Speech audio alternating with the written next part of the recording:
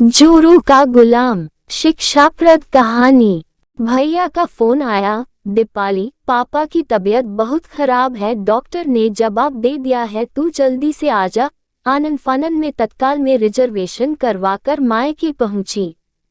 Auto से उतर कर जैसे ही घर में गई, भाभी ने कहा, दीदी आप पहले पापाजी को पानी पिलाओ।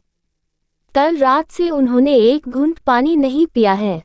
एक ही बात संकेतों में बोल रहे थे कि दीपाली आ रही है, उसी के हाथ से पानी पीऊंगा। भाभी ने गंगाजल मिलाकर कटोरी में थोड़ा सा पानी ला कर दिया। मैंने चम्मच से पापा को पानी पिलाया। पानी पीने के बाद पापा धीरे धीरे थोड़ा इशारों में बोले, बेटा अब तू आ गई है, मैं तेरी ही राह देख रहा था, अब मेरे प्राण निकल जाएंगे। मुझे अंदर ही अंदर रोना आ रहा था, लेकिन कैसे भी अपने आप पर काबू किया।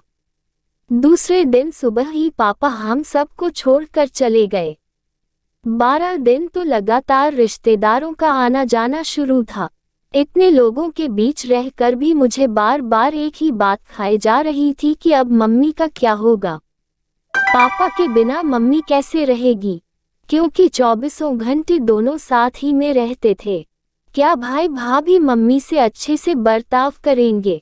सब ईश्वर भरोसे छोड़कर मन को तसल्ली दे देती थी कि सब अच्छा ही होगा।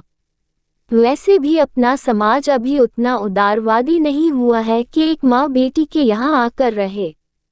मम्मी खुद भी इस बात के लिए राजी नहीं होती। बेटा बहू चाहे जैसे भी रखे, रहेगी तो अपने खुद के ही घर में।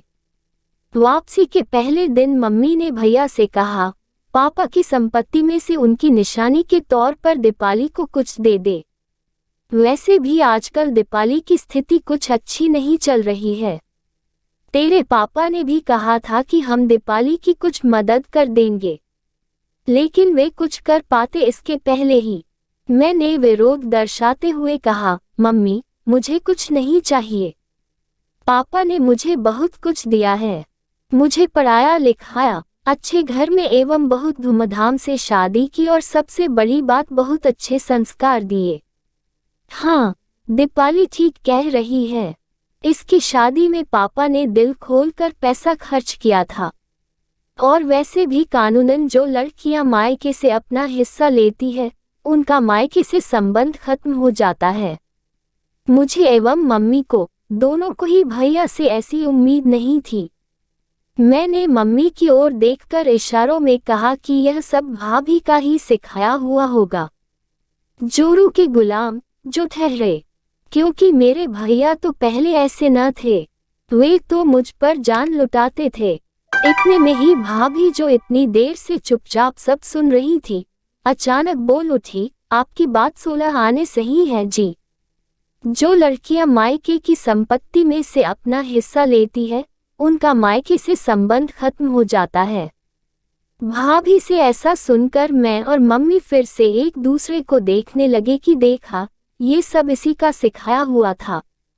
लेकिन इसके बाद भाभी ने जो कुछ बोला वो हमने सपने में भी नहीं सोचा था। भाभी बोली, आपने कहा कि दीदी की शादी में पापा ने बहुत पैसा लगाया था, तो क्या हमारी शादी में पैसा नहीं लगा?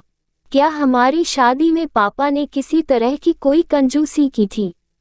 नहीं न। मम्मी जी ने एक बार मुझे बताया था कि जितना सोना उन्होंने दीदी को दिया था, उतना ही सोना उन्होंने मुझे भी दिया था। रही बात अन्य सामानों की, तो अपनी गृहस्थी बसाने के लिए उन्होंने हमारे ऊपर दीदी से कुछ ज्यादा ही खर्चा किया है। मतलब यह कि पापाजी ने बेटा और बेटी दोनों पर बराबर खर्चा किया। तो फिर आप ऐसे कैसे कह सकते हैं कि अब दीदी का संपत्ति पर कोई अधिकार नहीं है? आज पापाजी इतनी जायदाद छोड़कर गए हैं और दीदी के हालात फिलहाल कमजोर है, तो ऐसे में हमें उन्हें कुछ देना ही चाहिए। क्या आपको याद है कि आपने पापाजी की अंगूठियां और चेन आदि लॉकर में रखते वक्त क्या कहा था? यही कहा था न कि ये मेरे पापा की निशानी है, इन्हें किसी भी स्थिति में मैं कभी भी नहीं बेचूंगा। हाँ, कहा था।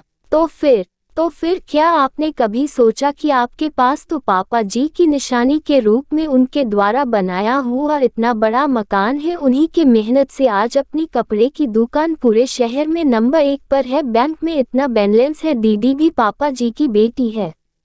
लेकिन दीदी के पास पापा जी की निशानी के रूप में क्या है? क्या आपको नहीं लगता कि पापा जी के प्यार पर जितना आपका अधिकार है, उतना ही अधिकार दीदी का भी है? मैं और मम्मी दोनों भाभी को देखते ही रह गए। भाभी कितना बड़ा कड़वा सच बोल गई।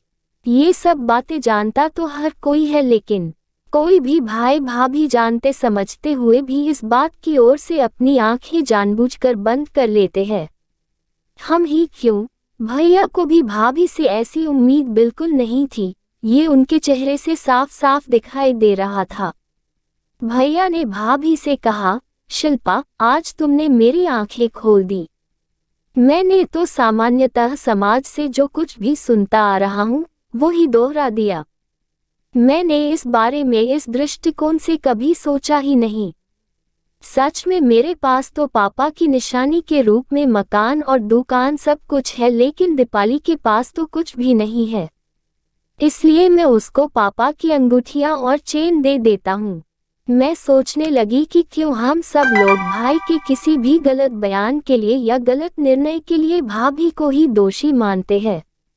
भाई को जोरू का गुलाम कहते हैं। हर वक्त भाभी ही कसूरवार नहीं होती, भाई भी कसूरवार हो सकता है। इस वीडियो में आपको कुछ भी अच्छा लगा हो और कुछ सीखने को मिला हो तो प्लीज चैनल को सब्सक्राइब और वीडियो को लाइक, कमेंट, शेयर करना मत भूलना। हम आपके लिए अच्छे कंटेंट लाते रहेंगे।